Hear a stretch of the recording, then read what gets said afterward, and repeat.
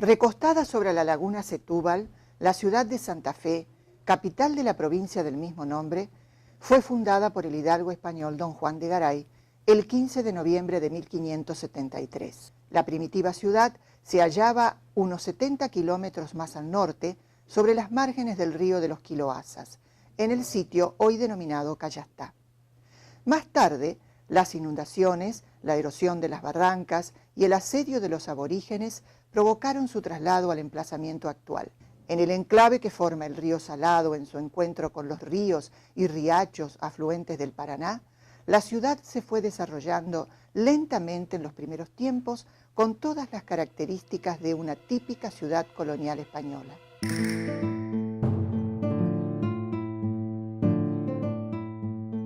Hacia 1622, el gobernador Diego de Góngora registra alrededor de 900 habitantes y ya a fines del siglo XVII, Azara cuenta 4.000 habitantes en la ciudad de Santa Fe, de un total de 12.600 en toda la provincia. La presencia italiana en la arquitectura de Santa Fe ya se da de una manera, diríamos, temprana, alrededor de 1830, y después con más fuerza en la segunda mitad del siglo XIX. Pero ese primer episodio de 1831-1832 es muy significativo porque tiene que ver con uno de los profesionales más importantes de la arquitectura que trabajaron en el Río de la Plata en la época de Rosas, que es Carlo Zucchi. En esos momentos el cura de la iglesia parroquial de Santa Fe, hoy es la catedral, pero en ese momento todavía era la iglesia parroquial, el doctor Amenábar, le pide a Juan Manuel de Rosas, en su carácter de gobernador de Buenos Aires, por supuesto que en intermedia es el brigadier López, el gobernador de Santa Fe, que Carlo Zucchi viaje a Santa Fe para hacer un proyecto de reforma de la iglesia matriz, de la iglesia parroquial. Y esos planos se conservan hoy en el Archivo de Estado de Reggio Emilia, en Italia, porque al final de su vida Zucchi regresa a su ciudad natal con todo su archivo, y entre ellos están los planos de la iglesia parroquial de Santa Fe, hoy nuestra catedral, y la fachada. En la última época del gobierno de Rosas ya comienza a notarse esa presencia, también en el interior del país hay una mayor afluencia de esta gente con oficios, a lo mejor poco formados en academias, pero sí en el oficio. Y se valen mucho de tratados que tienen una gran divulgación, tratados que vienen de siglos anteriores, como sobre todo el de Viñola, que reproduce en láminas muy fácilmente de interpretar por este tipo de gente con oficio. Entonces, valiéndose de esos tratados y con sus experiencias constructivas, nuestras ciudades van a comenzar a vestirse con ese lenguaje clásico en su fachada, se van a ir transformando las calles.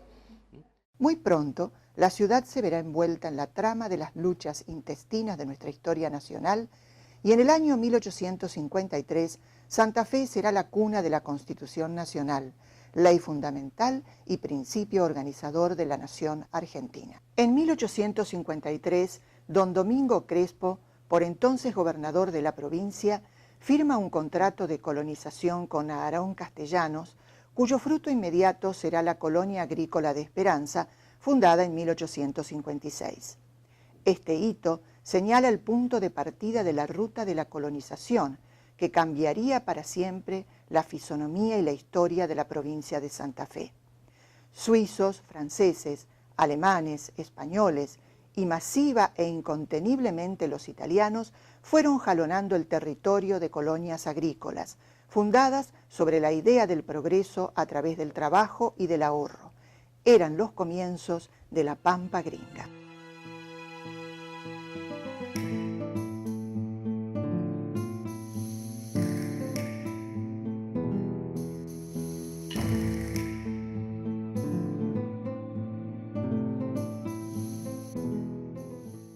cartas hablan todas cómo es la Argentina. No tenían elementos de conocimiento previo y se largaron porque por el hambre, por la miseria.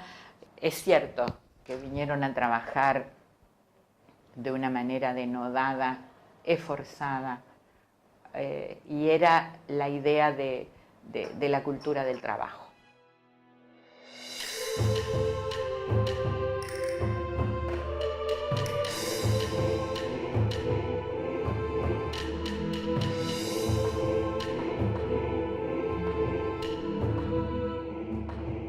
En el marco de una política liberal progresista, el impulso dado a toda la provincia por las corrientes inmigratorias se vio también reflejado en el desarrollo de la misma ciudad capital. Es notoria la importancia del movimiento portuario. Ya en 1882, inversores ingleses tienden los primeros 100 kilómetros de vía y conectan Santa Fe con Rafaela, pero el mayor desarrollo lo posibilita la compañía francesa de Fibes Lille, que entre 1889 y 1907 construye 2.000 kilómetros de vía, conectando el puerto de Colastiné con Santa Fe, Rosario y las primeras colonias, transformando la ciudad capital en una puerta de salida del grano y de entrada de los inmigrantes.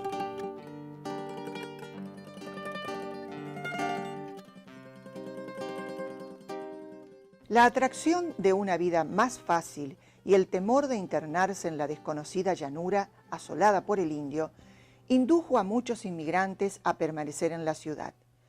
Así fueron conformándose distintas comunidades y casi todas se agruparon en la parte norte de la ciudad, cerca del puerto, de la Plaza de las Carretas, hoy Plaza España, o en las inmediaciones donde más tarde se levantaría la iglesia de Nuestra Señora del Carmen. Poco a poco la ciudad comienza a extenderse y a comienzos del siglo XX el centro de la actividad se iría alejando de la tradicional Plaza de Mayo para buscar nuevos horizontes hacia los nuevos barrios ubicados en el norte del ejido urbano. Las viejas quintas fueron dejando paso a una urbanización inevitable. La ciudad va quedando organizada alrededor de dos centros: el antiguo barrio del sur, con sus resabios coloniales, donde se desarrolla la vida política y social, y el de los barrios nuevos de inmigrantes que van extendiendo los límites de la ciudad hacia el norte, hasta el arenal del Boulevard Gálvez, trazado en 1887, y hacia el oeste, más allá de lo que hoy es la Avenida Freire.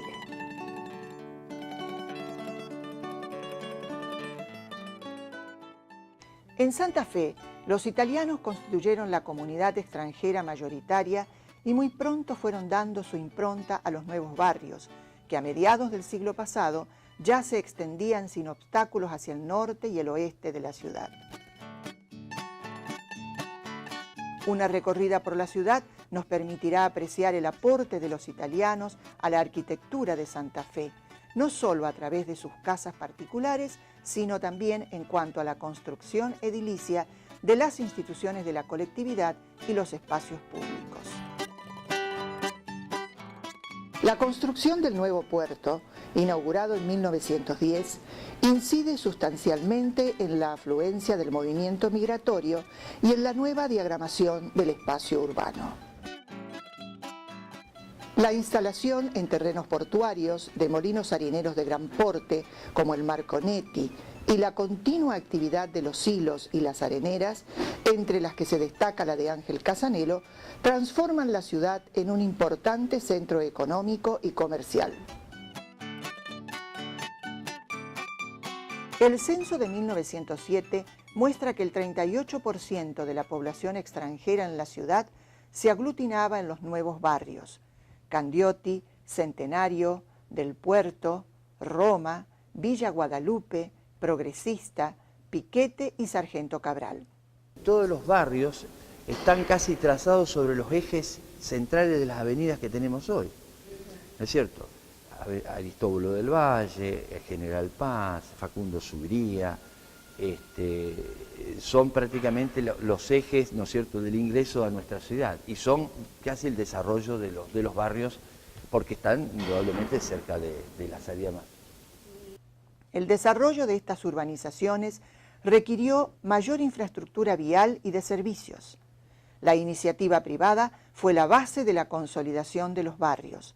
La venta y la donación de parcelas fue configurando las calles, las plazas y las escuelas. Se rellenaron cavas, se talaron pequeños montes, se peticionó a las autoridades para la erradicación de dispensarios, escuelas, comisarías y para la extensión de los servicios de agua y recolección de residuos. A medida que cambiaba la fisonomía del lugar, se vendían más parcelas.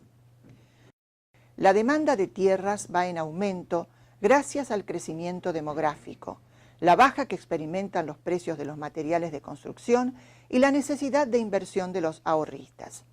Así, la ciudad, que contaba 65.769 habitantes en 1914, pasa a tener 114.331 en 1926.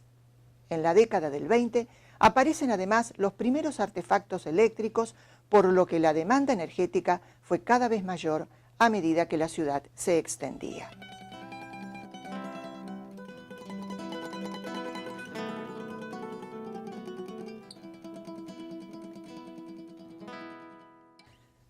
Al noreste de la vieja ciudad, en la zona de la antigua Chacarita de los Jesuitas, también llamada Paraje Los Ceibos, comienza el afincamiento de inmigrantes que llegan atraídos por el enclave ferroportuario que se había establecido en el lugar. En los primeros tiempos, las tierras se vendían en forma directa y el precio se acordaba según los intereses comunes y la ley de la oferta y la demanda. Con el tiempo, y en función de la infraestructura que la zona iba ofreciendo, el precio de la tierra se modificó sustancialmente. Así, las tierras que pertenecieron a Pablo Marcial Candiotti, su último dueño después de sucesivas ventas, se transformaron en un nuevo barrio que luego llevó su nombre y que se fue desarrollando en orden y progreso.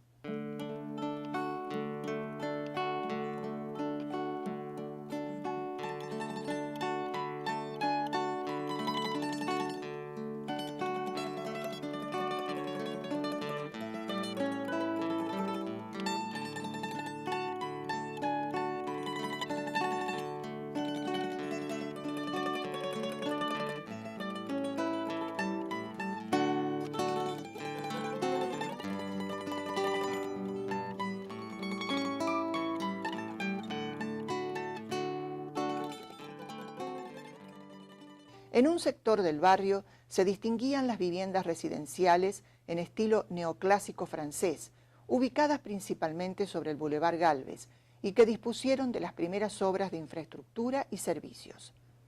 Otro sector del barrio mostraba la edificación típica predominante, la Casa Chorizo, de influencia italianizante.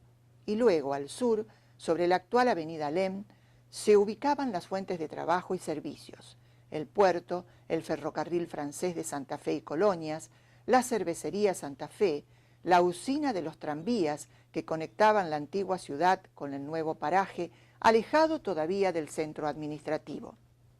Cuando se habla de la Casa Chorizo, porque las habitaciones se ponían una en continuidad con la otra, se habla de una tipología arquitectónica y se prescinde de la gente que la usaba. La denominación Casa del Gringo tiene mucho más sentido que la denominación Casa Chorizo, porque en el primer caso hace alusión a los habitantes, a quienes residían en ella, es decir, porque la arquitectura tiene que ser siempre el testimonio de los habitantes de la casa.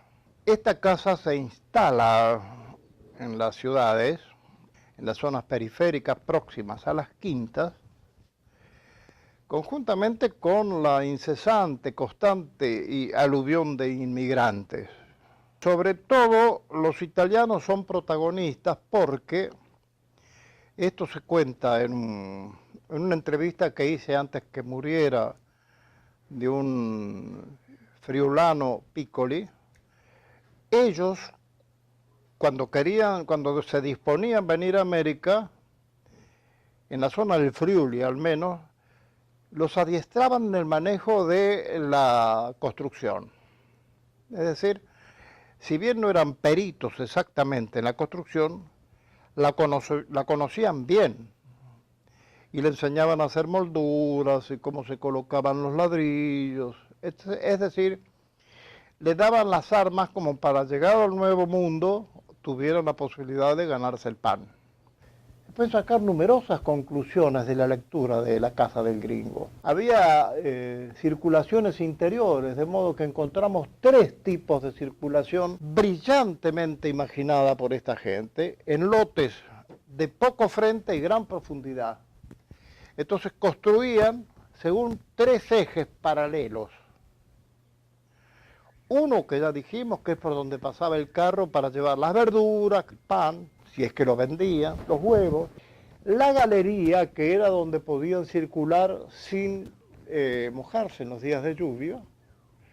Y una tercera circulación, que era el interior de los recintos estos, de lo que hablamos, de las habitaciones. Lo que trajeron los inmigrantes fueron las experiencias europeas, y la trasladaron acá. El barrio Candioti atrajo a los inmigrantes, en su mayoría italianos, pero también franceses y españoles, trabajadores y comerciantes con un alto sentido del ahorro y la inversión, y que tenían un fin primordial, la tierra propia y la casa. Ellos contribuirían a la formación de la nueva clase media. Y Barrio Candioti Sur es un barrio netamente, es el proyecto del nuevo barrio de la ciudad. Un barrio que en el censo de 1887 encontramos más de un 36% de familias extranjeras. De ese porcentaje, un porcentaje mayor de italianos sobre franceses y españoles. Muchos de ellos trabajan en el ferrocarril, es un barrio ferroviario, es un barrio de obreros, un barrio de trabajadores.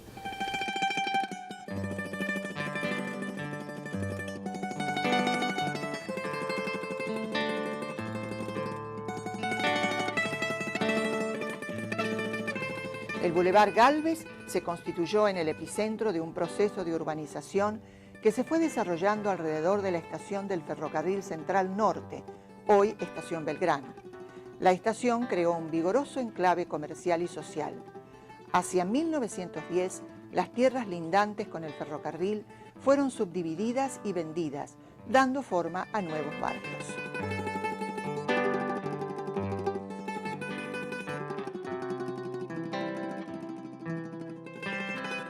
Por el oeste, sobre la actual Avenida Freire, se expande una barriada de comerciantes y quinteros que conformarían más tarde el nuevo mercado abastecedor de Santa Fe. En el barrio Roma se afincan italianos, en su mayoría marmoleros y albañiles, que van dejando su impronta en las nuevas construcciones, como por ejemplo el Hospital Italiano y la Sociedad Rural. A partir más o menos del año 89 que se forma la primera comisión que tiene como motivo la construcción del edificio, participaron absolutamente todas las sociedades de socorro, todas las sociedades de todas las colonias alrededor de Santa Fe, por eso se denomina Hospital de Santa Fe y Colonias, y que muchas de ellas tenían una fuerte impronta de la comunidad italiana, porque la mayoría de sus inmigrantes pertenecían a esta comunidad.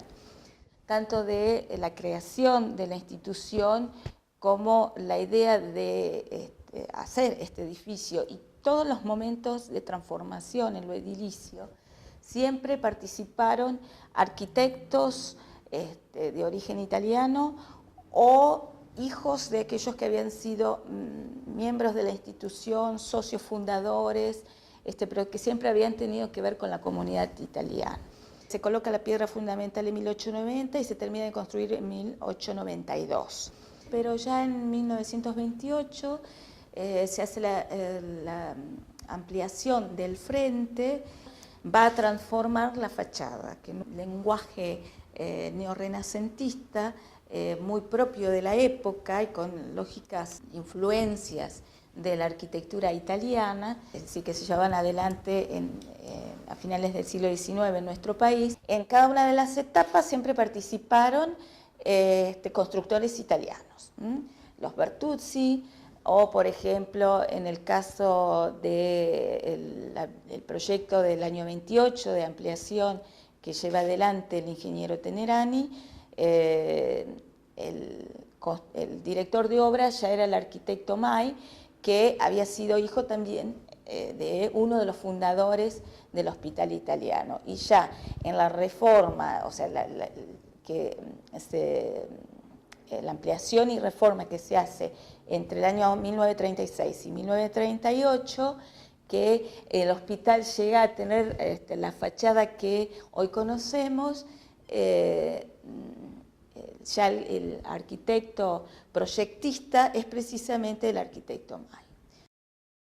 Aquellos primeros maestros albañiles, en su mayoría italianos, que habían logrado construir con esmerada factura la casa tipo Chorizo o del Gringo, dejan paso a los primeros maestros de obras, que con conceptos más modernos incorporan una vivienda más funcional y estética, anexando la variante del garage.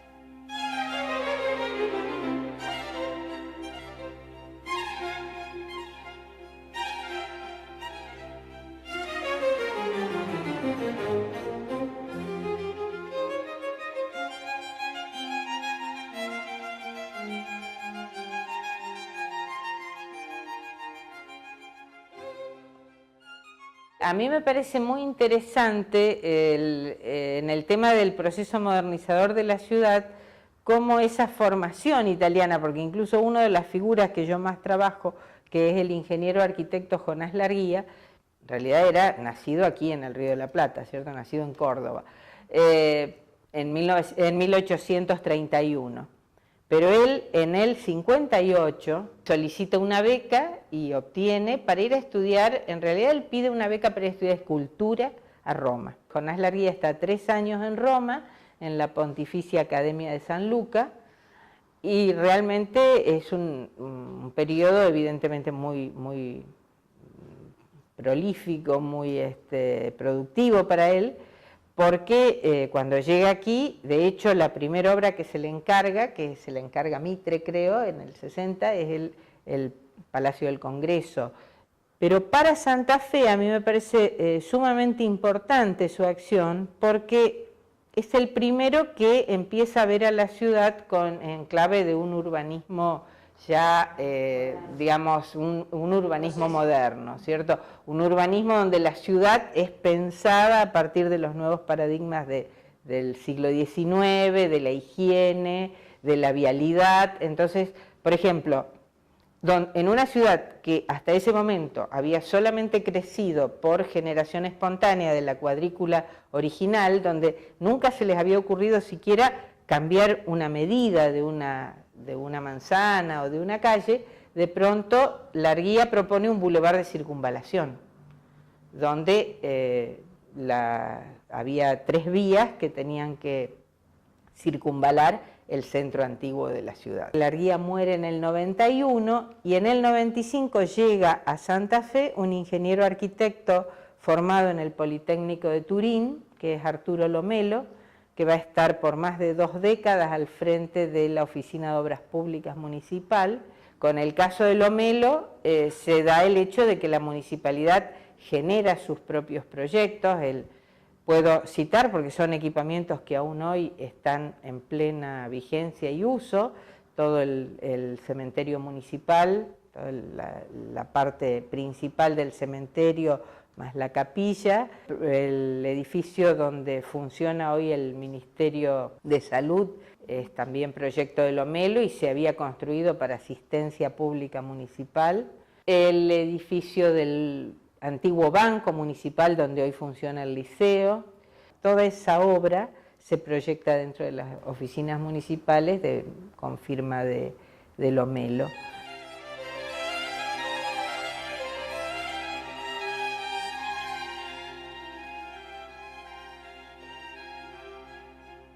Del período liberal se destaca Juan Bautista Arnaldi, arquitecto italiano responsable del diseño de la iglesia Nuestra Señora del Carmen, la capilla del Colegio Adoratrices, el convento de Santo Domingo, la Catedral Nueva y la Basílica de Guadalupe.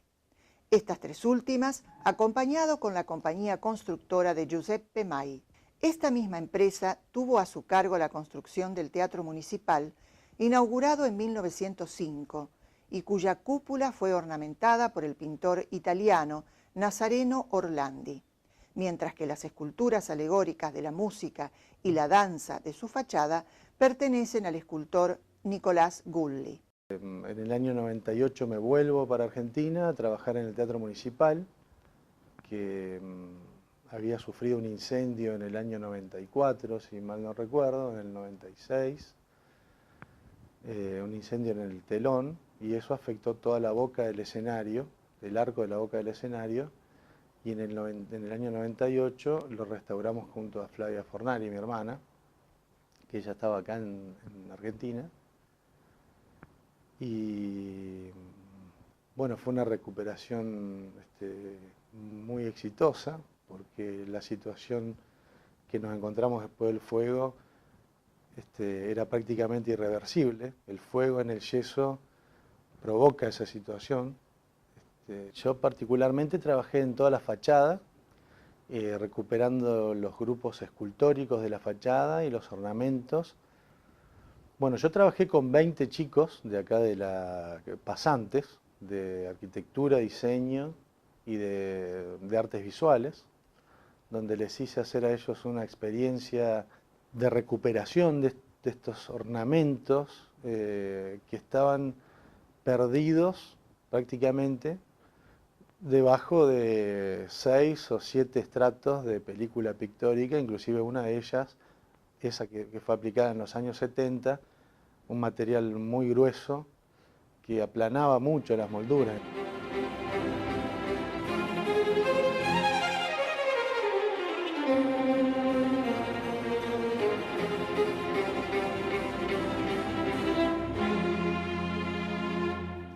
Período 1914-1930.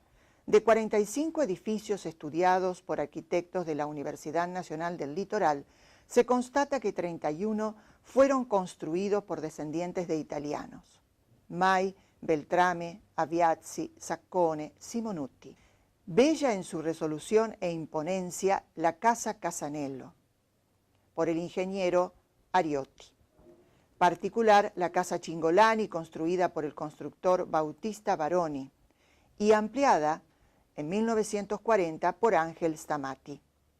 Destacamos también la Casa Lupotti, construida en 1920 por el arquitecto Casabianca, y el edificio franquino, construido por Atilio y Juan Simonutti en 1931, por la relación que guardan, al ser sus dueños, los patrones del más importante molino harinero de la ciudad, el Lupotti franquino, hoy recuperado y refuncionalizado en una fábrica cultural.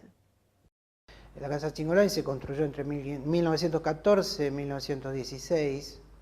Se destaca por sus proporciones. Es una casa en el formato del palazzo italiano, ¿no? En altura. La planta baja estaba destinada al comercio, que era la familia Cingolani, estaba dedicada al comercio del vino. Y en la planta superior es las viviendas. Y lo característico de esta casa es la ornamentación, que es un ejemplo único en la ciudad, porque en sintonía con lo que en arquitectura conocemos como el Liberty, que fue la expresión que en Italia tuvo el Art Nouveau. Entonces, y el Liberty sobre todo fue una expresión de la arquitectura que se dio en el norte de Italia. Y yo investigando encontré muchas relaciones y referencias formales con la obra de un gran arquitecto y ingeniero, en realidad constructor milanés, que fue Giuseppe Sommaruga, poniendo en relación la fachada de la Casa Cingolani con unos palacetes diseñados por Sommaruga en Milán. Es muy evidente esa filiación, digamos, en estética.